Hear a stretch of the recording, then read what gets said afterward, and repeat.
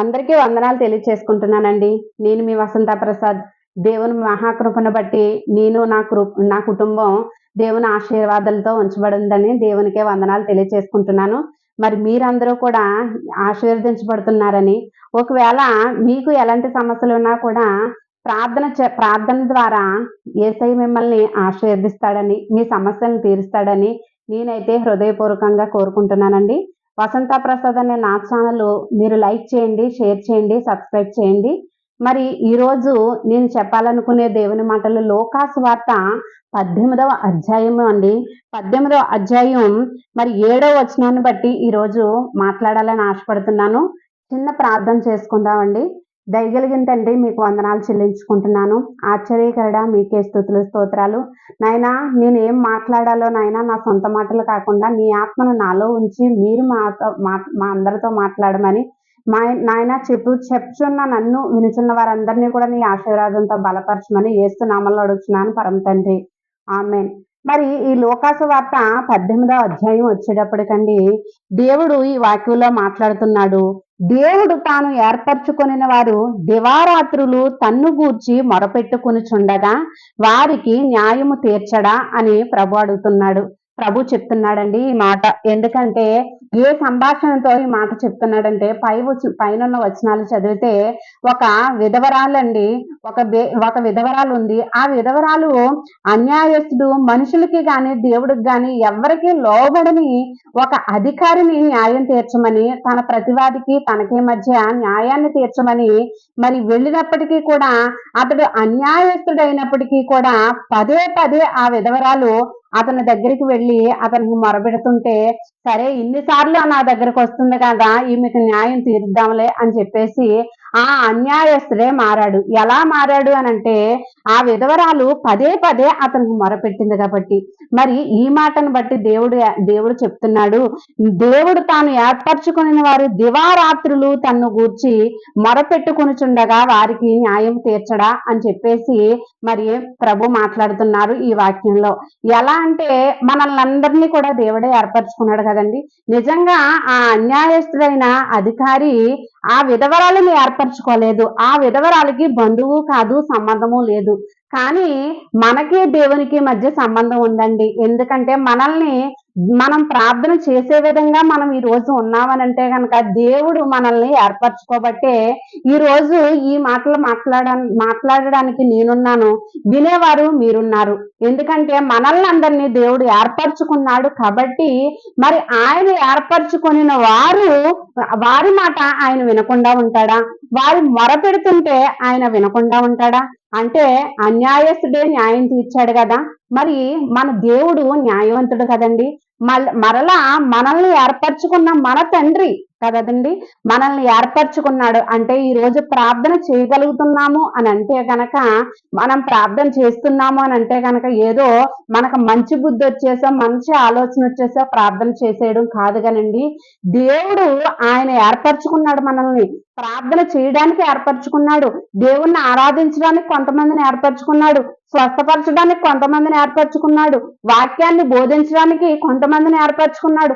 ఇలా ఒక్కొక్కరిని ఒక్కో విధంగా దేవుడు ఏర్పరచుకున్నాడు. ఎందుకంటే దేవుడు ఏర్పరచుకోబట్టే ఈ రోజు మనం ఈ స్థితిలో ఉన్నాం. మరి ఈ స్థితిని దేవుడు కలుగచేశాడు కాబట్టి మరి మనం మొరపెట్టినప్పుడు దేవుడు వినకుండా ఉంటాడా? న్యాయం తీర్చకుండా ఉంటాడా?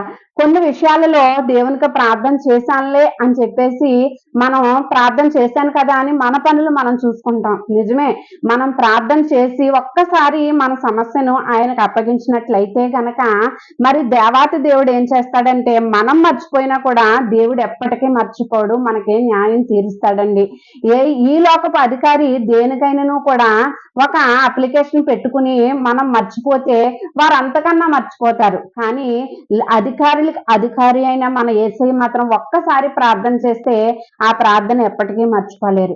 మరి ఒక్కసారి ప్రార్థన చేసి మన సమస్యను ఆయనకు సమర్పించినప్పుడు మర్చిపోని దేవుడు, నువ్వు పదే పదే కనుక దేవునికి మొరపెడితే ఆ మొరపెట్టే పనిలో, ఆ మొరపెట్టే ఆ ప్రార్థనలో నీ మాటలలో ఉంటే న్యాయం ఉంటే, నీతి ఉంటే, అది నీకు కీడు జరగకుండా ఉంటే మరి దేవుడు ఎందుకు కార్యం చేయడంటారో ఒకసారి ఆలోచించండి. మరి దేవుని బిడ్డలైన ప్రియమైన విశ్వాసులారా, చిన్న మాటను దేవుడు పూర్వకంగా దేవుని ప్రేమతో నేనైతే చెప్తున్నాను. మనస్ఫూర్తిగా మనం నీతైన కోరికలు గనక దేవుణ్ణి అడిగితే, దేవునికి ప్రార్థిస్తే, ఆ విషయం మీద మనకి పట్టుదల కలిగి దేవునికి మొరపెడుతూ ఉంటే గనక తప్పకుండా దేవుడు న్యాయం తీరుస్తాడు.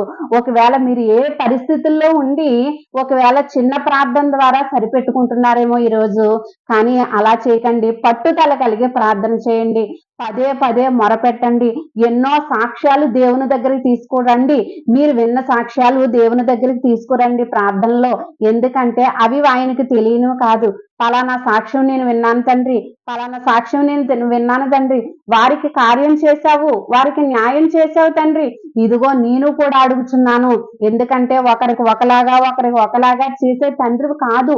ఎందుకంటే నీ ప్రేమ పక్షపాతం లేని ప్రేమ కాబట్టి తండ్రి నేను అడుగుచున్నాను, ఈ రోజు నా విషయంలో సూచక్రియ చేయండి, నా జీవితంలో మంచి కార్యం మీరు నెరవేర్చండి, నా ఆశను మీరు తీర్చండి దేవా అని చెప్పేసండి మీరు ప్రార్థన చేసినప్పుడు. ఎందుకంటే మరి కొంతమంది అధికారుల దగ్గరికి వెళ్ళినప్పుడు వారికి న్యాయం తీర్చారు, వారికి లోన్ ఇచ్చారు, వీరికి లోన్ ఇచ్చారు, మరి నాకెందుకు ఎవరు అని అధికారుల దగ్గరికి వెళ్ళి మీరు అడగరా? అలాగే దేవుల్లో కూడా హృదయపూర్వకంగా అడగండి. ఆ ప్రార్థనలో నీతి ఉంటే, న్యాయం ఉంటే, యథార్థత ఉంటే తప్పనిసరిగా దేవుడు మనందరికీ కూడా న్యాయం తీరుస్తాడండి. ఎందుకంటే కుటుంబంలో సమస్యలు లేని కుటుంబం లేదు, అనారోగ్య పరిస్థితులు లేని కుటుంబం లేదు. అంటే యేసయ్యను నమ్ముకుంటే ఏమీ రాకూడదు కదా అనేది చాలా తప్పండి. ఎందుకంటే ప్రతి పరిస్థితులు ప్రతి కుటుంబానికి వస్తాయి. కానీ యేసయ్య మీద నమ్మకి ఉంచి విశ్వాసంతో ప్రార్థన చేసిన వారు ఆ సమస్యలలో పోరాడి నిలబడగలిగే శక్తిని దేవుడిస్తాడు. మరి ప్రార్థనా జీవితం లేని వారు, యేసయ్య అంటే ఎరుగని వారు చిన్న చిన్న బలహీనతలకు కూడా లొంగిపోతారు. చిన్న చిన్న సమస్యలకు కూడా బెదిరిపోయి కుటుంబాల్లో కల్లోలాలు ఏర్పాటు చేసుకుంటూ ఉంటారు. కానీ నిజంగా దేవుని మీద ఆనుకుని దేవుణ్ణి ఆశ్రయించే నరులు ఎప్పటికీ ధన్యులుగా నిలబడతారండి. ఇలా ఏంటంటే మరి దేవునికి మొరపెట్టి అంటే తాను ఏర్పరచుకుంటేనే గాని ప్రభువుకు మనం మొరపెట్టలేమండి. మనందరినీ కూడా ఆయన ఏర్పరచుకున్నాడు. కరెక్టే దేవా, మమ్మల్ని అందరినీ నువ్వు ఏర్పరచుకున్నావు నిజమే. కానీ నీ ప్రార్థనలో ఏకీభవించడానికి కూడా మమ్మల్ని ఏర్పరచుకోవా? నీకు మొరపెట్టాలన్నా కూడా నీ సహాయం తోడుంటేనే గాని మీకు నేను మొరపెట్టలేను ప్రభువా అని చెప్పేసి దేవుణ్ణి అడుగుదామండి. ఎందుకంటే మనుషులకి ఏమి అడిగినా సరే మనకు సరైన సలహా ఇస్తారో లేదో, ఇస్తారో ఇవ్వరో అన్నది తర్వాత విషయం అండి. అందులో న్యాయం ఉంటుందో లేదో, స్వార్థం ఉంటుందో లేదో అన్నది తర్వాత విషయం.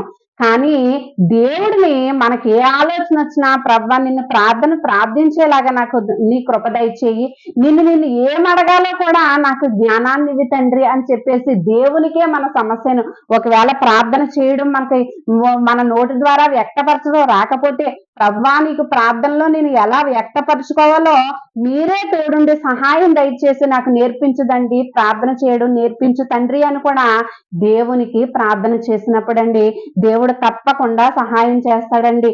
ఎందుకంటే దివారాత్రులు తన్ను ఏర్పరచుకున్న వారు దివారాత్రులు తన్ను కూర్చి మొరపెట్టినప్పుడు న్యాయము తీర్చడా, మొరపెట్టుచుండగా వారికి న్యాయము తీర్చడా, ఆయన వారికి త్వరగా న్యాయము తీర్చును అని చెప్పేసి వాక్యంలో ఉందండి.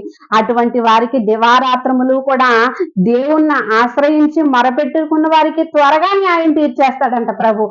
ఒకవేళ అన్యాయస్తుడైన అధికారి చాలా ఆలస్యం చేస్తుంటాడండి, ఆమె అన్నిసార్లు తిరిగినా.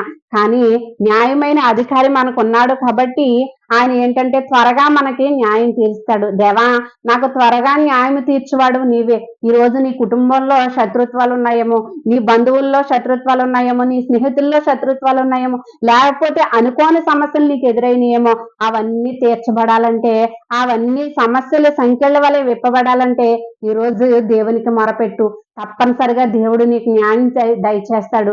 మరి దేవుని ప్రేమను బట్టి ఈ మాటలు ఎవరైతే చూడడానికి దేవుడు ఆకర్షించాడో ఇది మట్టికి దేవుని ఆకర్షణ అని నేను నమ్ముచున్నాను. ప్రియమైన దేవుని విశ్వాసులారా, దేవుణ్ణి ప్రేమించేవారులారా, ప్రార్థనలో కూడా దేవునికి అనుకూలమైన ప్రార్థన చేస్తే ఆ ప్రార్థన ద్వారా దేవుడు ఇంకా సంతోషించి న్యాయమైన తీర్పును ఇంకా త్వరగా దయచేస్తాడు. మరి దేవుడు మనల్ని ఏర్పరచుకున్నాడు కాబట్టి ఈ రోజు అడగండి, మమ్మల్ని ఏర్పరచుకున్న దేవా మేము ప్రార్థన చేసుకునే విధంగా కూడా మమ్మల్ని ఏర్పరచు అని దేవునికి ప్రార్థన చేయండి. ఎలా మొరపెట్టాలో దేవునికి తెలుసుకోవడం కన్నా గొప్ప జ్ఞానం లేదు. మనం ఎక్కడికన్నా వెళ్ళాలన్నా, ఏం చేయాలన్నా, ఏ వంట చేయాలన్నా ఎలా చేయాలో ముందు నేర్చుకుంటామండి. కానీ ప్రార్థన ఎలా చేయాలో నేర్చుకోవడం గొప్ప ధన్యత్వం అండి, గొప్ప ఆశీర్వాదం అండి.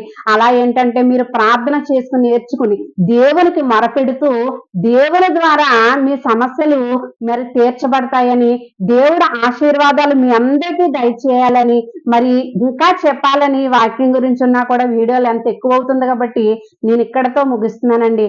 మరి అందరూ ప్రార్థన చేస్తున్న దేవునికి మొరపెట్టాలని, న్యాయమైన దేవుడు మన వెంటే ఉన్నాడేమని మనం అందరం తప్పనిసరిగా నమ్మాలని నేనైతే హృదయపూర్వకంగా కోరుకుంటున్నానండి. మరి కొద్ది మాటలు కూడా దేవుడు మీ వినికిడిలో, నా వినికిడిలో ఫలింపచేసి ఆయన మనల్ని ఏర్పరచుకున్నారు కాబట్టి ప్రార్థన చేసే జ్ఞానాన్ని, మొరపెట్టే జ్ఞానాన్ని కూడా మనందరికీ దయచేయాలని యేసయ్య ప్రేమను బట్టి నేనైతే కోరుకుంటున్నానండి. యేసయ్య ఈ వాక్యం అందరిలో ఫలింపచేయి పరమ తండ్రి. ఆమేన్. వసంత ప్రసాద్ అనే నా ఛానల్ కనుక మీకు నచ్చినట్లయితే తప్పకుండా లైక్ చేయండి, షేర్ చేయండి, సబ్స్క్రైబ్ చేయండి. Thank you for watching.